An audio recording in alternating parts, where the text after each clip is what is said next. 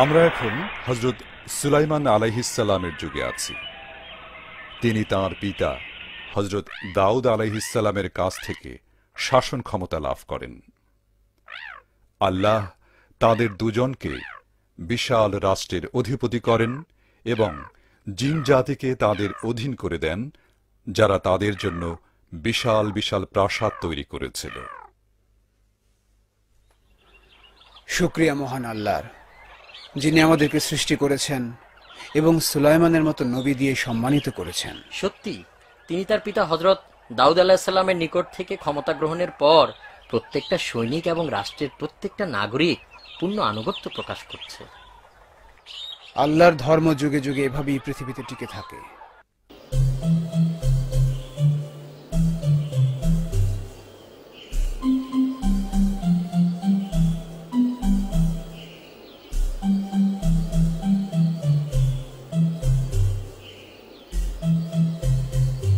জলদি করো, আমাদের সূর্যাস্তের পূর্বেই সেখানে পৌঁছাতে হবে। কিন্তু বোঝাটি খুবই ভারী, আমরা আগামীকাল করতে পারি না? আজকের কাজ কখনো আগামীকালের জন্য ফেলে রেখো না, এটা আব্বুর উপদেশ। কিন্তু শস্য দানাগুলো খুব ভারী এবং আমাদেরকে অনেক দূর যেতে হবে। আমরা অলস নই, একেবারে কাজ শেষ করে তারপর বিশ্রাম। এদিকে আসো, জলদি করো, আমরা ঢিবির কাছেই চলে এসেছি।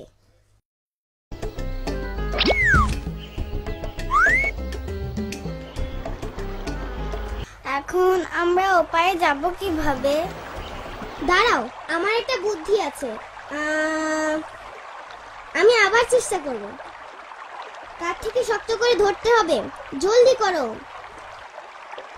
আমার উপর দিক দিয়ে পেরিয়ে যাও।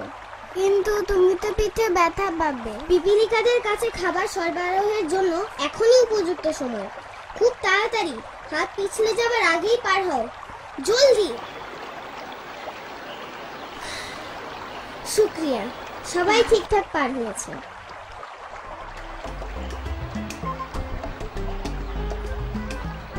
এভাবে তোমার হাতগুলো ভেঙে যেতে পারতো।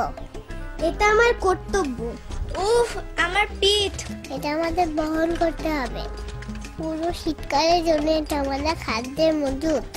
ওয়াও, দেখো দেখো, পিপিলিকা ডিবি, আমরা চলে এসেছি, আমরা চলে এসেছি, আমরা পেরেছি, দেখো আমরা পেরেছি। তাড়াতাড়ি শস্য ভাণ্ডারের দিকে।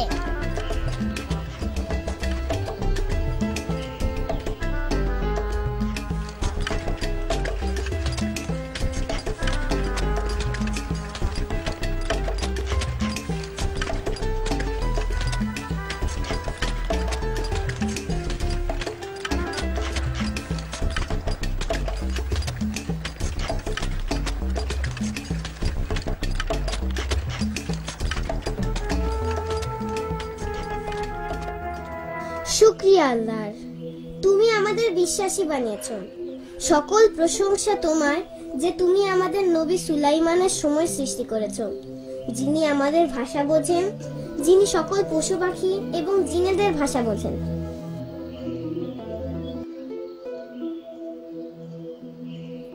দিন বয়ে চলল। হযরত সুলাইমান আলাইহিস সালামের অনুসারীরা বিভিন্ন প্রান্তে ছড়িয়ে পড়ল রাজ্য বিস্তারের জন্য এবং আল্লাহর দ্বীন প্রচারের জন্য।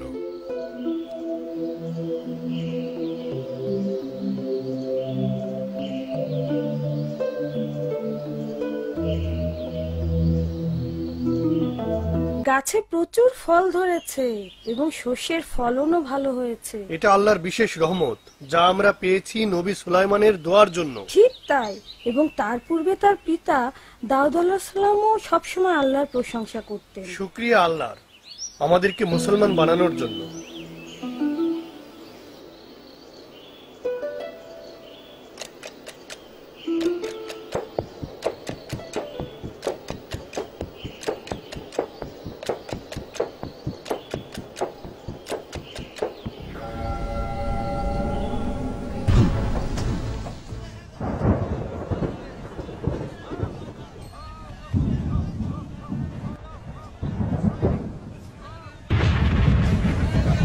ওইদিকে না, এদিকে আসো, এইদিকে আসো, আমাকে অনুসরণ করো। এদিকে।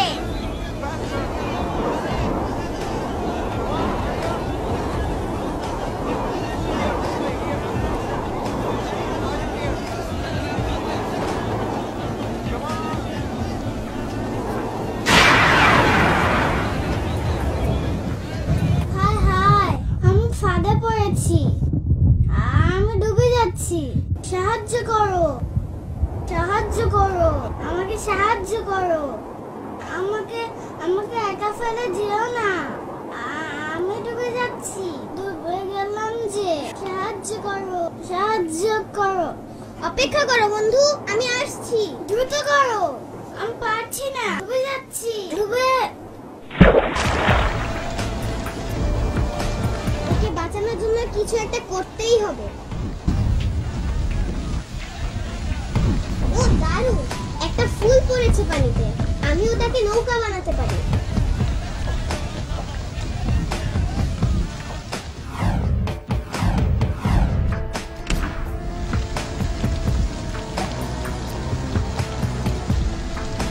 আমি তোমাকে ডুবতে দেব না, ধরো, তোমার হাতটা দাও। এই তো, বেশ, তুমি এখানে দাঁড়াও, আমি বইটা চালাই। দয়া করে দরজাটা তাড়াতাড়ি খুলুন, আমি ছোট্ট পিঁপড়াটাকে নিয়ে এসেছি। তাড়াতাড়ি করো, পানির স্রোত দরজার কাছে আসার আগেই। বাঁচা গেল খোদা, পেরেছি শেষ পর্যন্ত। বৃষ্টির ধারা অব্যাহত রইল। গ্রীষ্ম আসার আগ পর্যন্ত পুরো সময়টাতেই প্রচুর বৃষ্টি হল।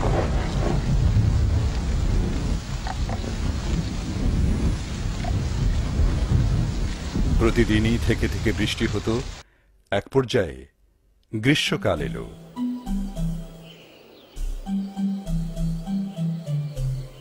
পিপিলিকা রাজ্যে আবার প্রাণচাঞ্চল্য ফিরে এলো।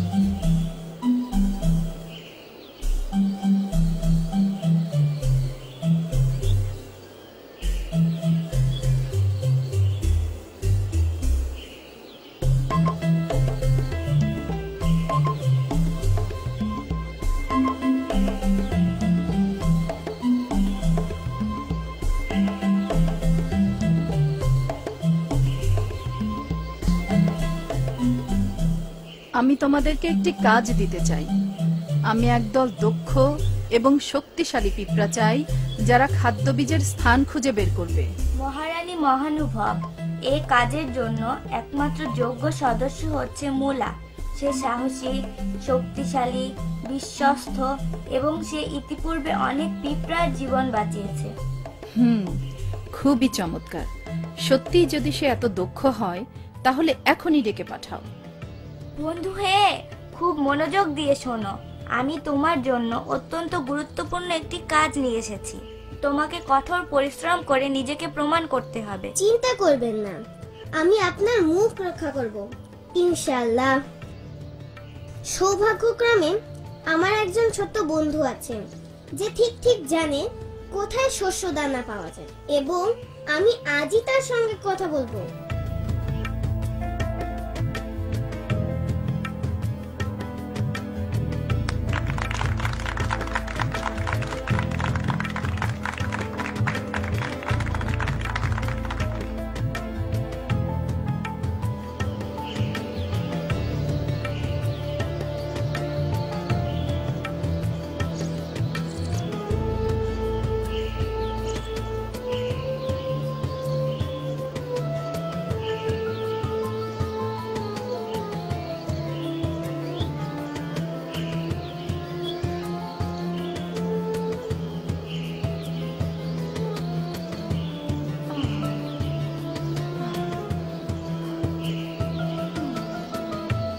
বড় ক্লান্ত আমি, ভীষণ ক্লান্ত, কিন্তু এখনো অনেক পথ যেতে বাকি।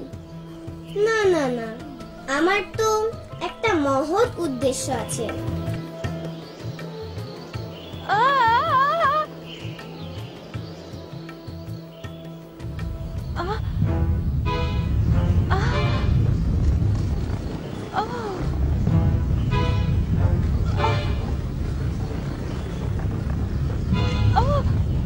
সাহায্য করো, এসব কি?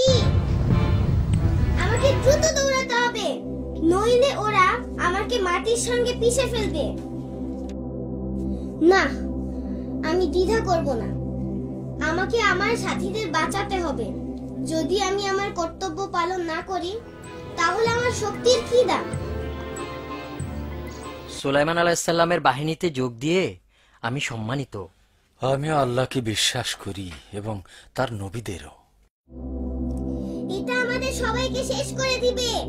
এ দেখছি এক বিশাল বাহিনী, এবং তাদের যে কেউ আমাকে পায়ে পিষে ফেলতে পারে।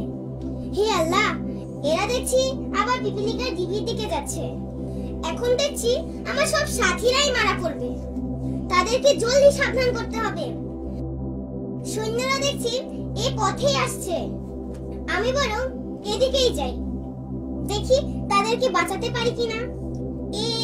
এই তো এসে গেছি। এই বন্ধুরা, শোনো, তোমরা তাড়াতাড়ি করে ঘর থেকে বেরিয়ে যাও। সুলাইমানের সেনাবাহিনী তোমাদের পিষে ফেলবে। ওরা এদিকেই আসছে।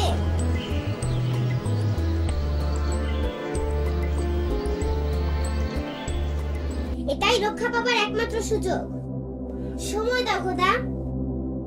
শোনো তোমরা, তাড়াতাড়ি করে ঘর থেকে বেরিয়ে যাও। সুলাইমানের সেনাবাহিনী তোমাদেরকে পিষে ফেলবে। ওরা এদিকেই আসছে। জলদি করো, সবাই নিজেকে বাঁচাও। সুলাইমানের সৈন্যরা এদিকে এগিয়ে আসছে। এখনই ডিবি ছেড়ে না গেলে ওরা আমাদের পিষে ফেলবে। নবী সুলাইমান আমাদেরকে অন্য পথে যেতে বলেছেন। কি ব্যাপার? আমরা যখন ও পথে অগ্রসর হচ্ছিলাম তখন একটি পিঁপড়া চিৎকার করে তার সাথীদের বলছিল, তোমরা সবাই ঘর ছেড়ে বেরিয়ে যাও, নাইলে সুলাইমানের সৈন্যরা কিছু না জেনে তোমাদেরকে পায়ে পিষে মারবে। কি বুদ্ধিমান পিঁপড়া! নবী তখন মুচকি হেসে সৈন্যদের অন্য পথে যেতে বললেন এবং আল্লাহর নিকট প্রার্থনা করতে বললেন। প্রার্থনায় তিনি কি বললেন শুনি, যাতে আমিও তার মতো প্রার্থনা করতে পারি। তিনি বললেন, হে আমার রব, এমনি যেন হয় তোমার করুণার জন্য আমি তোমার প্রতি চিরকৃতজ্ঞ থাকি। তুমি আমাকে এবং আমার পূর্বপুরুষদের যা দান করেছ, এবং দয়া করে আমাকে তোমার সত্য পথের অনুসারী বানিয়েছ, তার জন্য কৃতজ্ঞ।